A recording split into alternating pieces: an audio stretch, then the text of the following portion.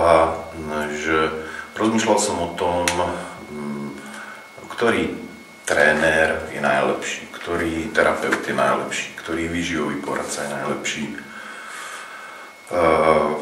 v čom tkvie. A samozrejme mne sa javí jednoznačne ako relevantné naplňanie mojej mantry, ktorú som si stanovil, a to je, že výsledky rozhodujú. Ešte asi pred 2 alebo pred 3 rokmi. Každopádne, keď sledujem tú scénu, alebo som jej nejakým menším, väčším účastníkom v oblasti fitness alebo rekondície, tak je veľká spústa či trénerov, či poradcov a tak ďalej. A každopádne ja osobne cením a vážim si úplne každého, aj výživového poradcu, ktorý spravil potrebný kurz 1, naučil sa to, že ovocie je streva len do obeda, prílohy maximálne po obede už len bielkoviny a poskladať jedálniček z tuniaka, tvarohu, kotidžu, rýpa, mäska, prípadne trenéra, ktorý troška podcvičil. Týchto ľudí si obrovsky vážim, a to bez srandy, pretože aj ja som tak začínal a každý jeden tak začínal bez ohľadu na tú úroveň, v ktorej sa dneska nachádza. Každopádne je to vývoj, ide o to rozhodnutie človeka, a to viac menej u každého jedného bez ohľadu na jeho úroveň. To rozhodnutie tam padlo a rozhodnutie pomôcť druhým. Hej. V dnešnom svete je tá kondícia a stav populácie, hlavne z môjho pohľadu na stav výživy, tak hrozný a tak katastrofálny, že takéto riešenie, že konkurencie alebo kúkanie, že či ten klient kvázi bude môj alebo nie, lebo má sa to tendenciu tak nejak diať, akože ja osobne to fakt neriešim a nemal by to riešiť podľa mňa nik.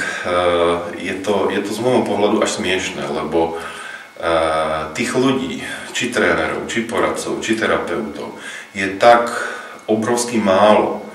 Je tak málo ľudí, a teraz nehovorím o kvalifikácii, teraz nehovorím o skúsenostiach.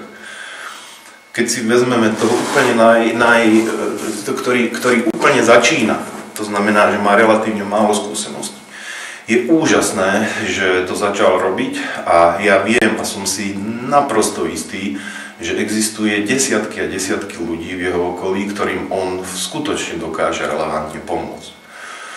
A myslím si, alebo môjim názorom je to, že riešiť, či ten robí tak, alebo ten robí onak, ja si myslím, že to je ad jedna každého osobná zodpovednosť, a riešiť veci, že ja to robím tak a ten druhý to robí inak. Ja neviem, kto s akou kvalifikáciou a s akými skúsenosťami si môže skutočne dovoliť tvrdiť, že niekto to robí lepšie, alebo že ja to robím lepšie ako druhý poradca. Pretože to, či to robí dobre alebo zle, ako som spomínal, rozhodujú hlavne výsledky toho klienta, a nielen bezprostredné. To, že niekomu, kto bol na katastrofickej strave a dám mu do obeda ovocie, kotič, mäso, prílohy, len do obeda bla bla bla, tak to samozrejme, že mu to bude fungovať. Hej. Ide o to, ako dlho a tak ďalej. Každopádne je to nekonečne krát lepšie ako nič. A každý začiatok je dôležitý a naopak treba začať postupne s úpravou životosprávy. Hej? To znamená, že vrhať sa do nejakých diét, ktoré sú, nazvime to, pokročilejšie. Ja ich samozrejme v praxi využívam, ako aj veľa poradcov. Je už trošku, nie že riziko, ale je tam už troška potrebná väčšia skúsenosť toho klienta. Keď je niekto v nedobrom stave, tak príliš dobré potraviny, príliš dobrá dieta alebo spôsob stravovania môže byť naopak prekážkou. Hej? Pretože ten človek, toto telo nie je nastavené na tak dokonalý prísun potravy. To je tak, ako keď dáte 98 oktánový benzín do nejakého trabantu, tak tam to môže podpáliť piesty, hej, a urobiť viac škody ako úžitku, hej. Takže ten môj názor je, že každý, či výživový poradca, či tréner, či terapeut a tak ďalej, by si mal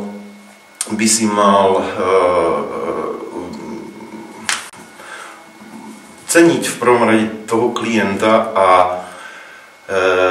na tú klientelu a na nich dávať 100% pozornosť, hej, pretože riešiť také veci, že ja to robím lepšie ako nejaký iný poradca, je z môjho pohľadu len krmenie vlastného ega na úkor profitu a prospechu klienta. Je to môj názor, samozrejme nemusí so mnou niekto súhlasiť. Každopádne každý sme slobodní a môžeme si robiť, čo chceme. Niektorí klienti chcú poradcu, niektorí chcú poradkyňu, niektorí chcú blondínu, niektorí čiernovlásku, niekto chcú kľudnejšieho človeka, niekto chcú subtilnejšieho, niekto väčšieho, niekto kľudného, niekto arogantného. To je výsostne osobná záležitosť a veľmi dôležitá, podotýkam. To znamená, že pokiaľ budeme, poviem to, dovolím si povedať familiárne, my, či výživoví poradcovia, či tréneri, či terapeuti, či rehabilitační pracovníci, každopádne pracovníci v oblasti fitnessu a wellnessu,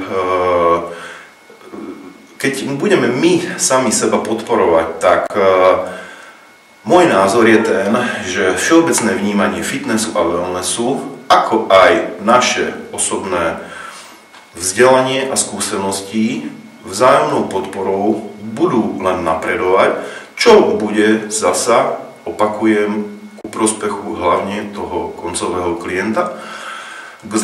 Povedie to k zlepšeniu všeobecného povedomia fitnessu, wellnessu, jeho kvality, to znamená reálnejšiemu aplikovaniu, to znamená väčšej dostupnosti, ktorá je z môjho pohľadu obrovsky potrebná na to, aby niekto z absolútnej nuly v podstate bol schopný začať nejaký fitness prístup, či stravu, či pohyb a tak ďalej stavať, pretože vieme, že to nie je jednoduché a neudeje sa to z týždňa na týždeň ani mesiaca na mesiac.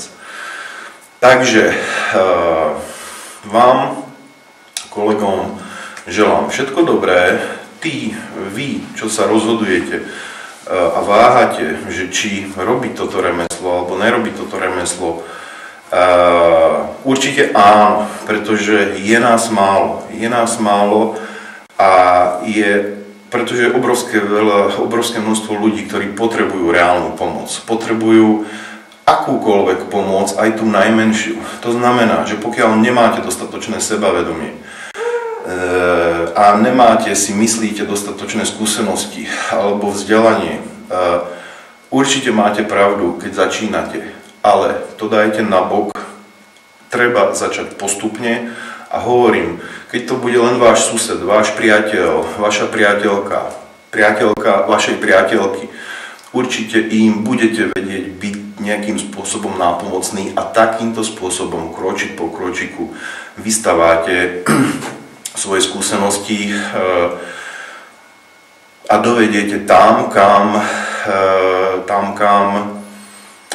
dovediete. To už záleží samozrejme na vás a na vašom samovzdelávaní, na vašich skúsenostiach a tak ďalej a tak ďalej. To znamená, poďme tu pracovať, je tu obrovské množstvo ľudí, ktorí túžobne očakávajú a chcú nápravu vlastnej kondície a im treba pomôcť. Takže držte sa a buďte fit.